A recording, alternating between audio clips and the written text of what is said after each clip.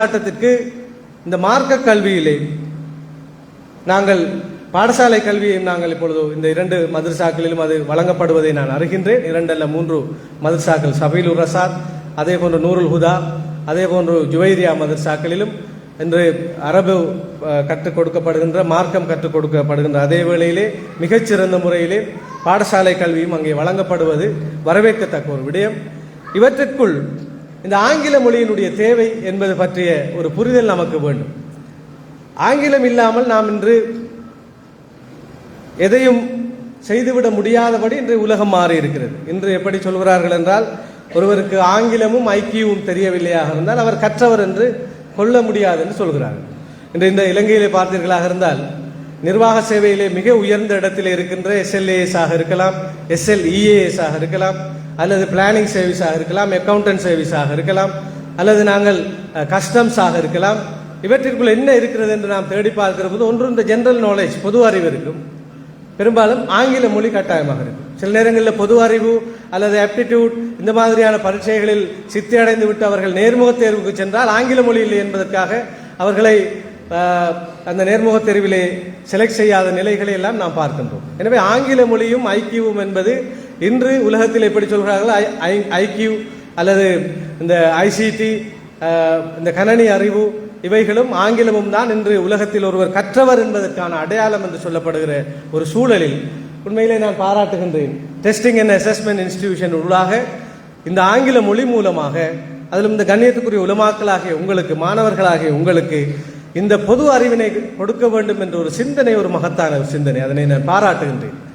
ஒரு ஆரம்ப அளவிலே இப்பொழுது அது கொண்டு செல்லப்படுவது எங்களுடைய விசேட அதிதி இன்று நௌஃபர்தீன் ஏடி அவர்கள் குறிப்பிடுகின்ற போது சொன்னார், அதை தென்கிழக்கு பல்கலைக்கழகத்தோடு இணைத்து இவருடைய சேவையை விஸ்தரிப்பது தொடர்பான முயற்சி எடுப்பதாக. ஏனென்றால் அவருக்கு அந்த சேவையினுடைய ஆழம், அதனுடைய பாரம் தெரியும் என்பதால் அவர் அதனை சொல்லி இருக்கின்றார். எனவே அத்தகையதொரு வாய்ப்பு மாணவர்களாக உங்களுக்கு கிடைத்திருக்கின்றது என்றால் உண்மையிலே அது ஒரு பெரிதான ஒரு வாய்ப்பு. இதனை நீங்கள் பயன்படுத்திக் கொள்ள வேண்டும். ஒவ்வொருவருடைய வாழ்க்கையும் எங்களுடைய தூய்மையான எண்ணங்களிலும் சிந்தனைகளிலும் தான் உருவாகிறது. நாங்கள் நல்ல எண்ணங்களை மனதிலே கொள்கின்ற போது, நல்ல பல சிந்தனைகளை மனதில் கொண்டு தூய்மையான பிரார்த்தனைகளை இறைவனோடு நாம் தொடர்புபடுத்துகின்ற போது உலகத்தில் சாத்தியமில்லாத எதுவுமே இல்லை. நத்திங் இஸ் இம்பாசிபிள் என்று சொல்வார்கள்.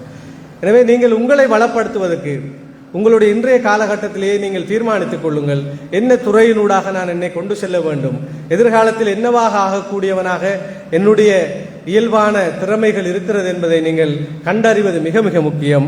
இவைகளை நாங்கள் செழுமைப்படுத்த வேண்டுமாக இருந்தால் இந்த மொழி அறிவு என்பது மிக முக்கியமான ஒன்று. இந்த மொழி அறிவு, ஒரு சொல்வார்கள், ஒரு மொழி தெரிந்தவன் ஒரு மனிதன், 2 மொழி தெரிந்தவன் 2 மனிதன் என்று சொல்வார்கள். 3 மொழி தெரிந்தவன் 3 மனிதன். இப்போ சில நேரங்களில் நீங்கள் பார்த்தீங்கன்னா இந்த நிகழ்ச்சி தொகுப்பதற்கு தமிழுக்கு ஒருவர், ஆங்கிலத்துக்கு ஒருவர், சிங்களத்துக்கு ஒருவர் என்று இருப்பார்கள். 3 பேர் தேவைப்படும். சில இடங்களில் பார்த்தால் ஒருவர் மும்மொழியையும் செய்து கொண்டிருப்பார்.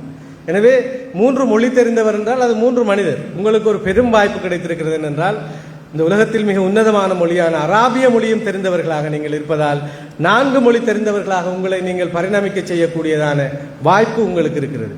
எனவே இந்த மொழி அறிவு பற்றியதான ஒரு அடிப்படை புரிதலையாவது இந்த கற்கை நெறிவூடாக உங்களுக்கு ரிஷான் முகமடும் இந்த இன்ஸ்டிடியூட்டும் உங்களுக்கு வழங்கி இருக்குமாக இருந்தால் அது ஒரு பெரிதான ஒரு விடயம் என்றுதான் நான் பார்க்கின்றேன்.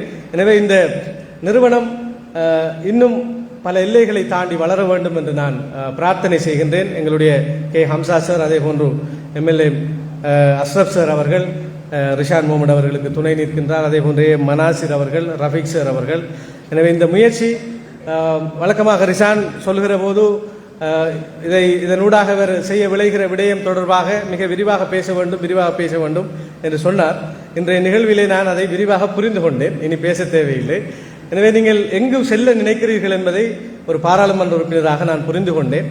அதை அங்கு செல்வதற்கு நான் என்ன செய்ய வேண்டுமோ இன்ஷா அல்லாஹ் எனக்கு முடியுமான உதவிகளை இந்த இன்ஸ்டிடியூஷனுக்கும், இந்த இன்ஸ்டிடியூஷன் ஊடாக இந்த ஊர் மக்களுக்கும் கொண்டு செல்வதற்கு என்னாலான உதவிகளை உங்களுக்கு செய்வேன் என்ற உறுதிமொழியை வழங்குவதோடு இன்றைய இந்த நிகழ்விலே கலந்து கொண்டு சிறப்பு பரிசுகள், சான்றிதழ்கள் பெற்ற அனைத்து மாணவ மாணவிகளுக்கும் என்னுடைய பாராட்டுகளையும் தெரிவித்து, இந்த மாணவ மாணவிகளுக்கு சிறந்த கல்வியை கொடுக்கின்ற 3 முக்கியமான அரபு கலாசாலைகளுடைய அதிபர் மற்றும் ஆசிரியர் குழாமிற்கும் என்னுடைய பாராட்டுக்களையும் தெரிவித்து உங்கள் அனைவரிடமிருந்து விடைபெற்றுக் கொள்கிறேன். நன்றி. வசனம்.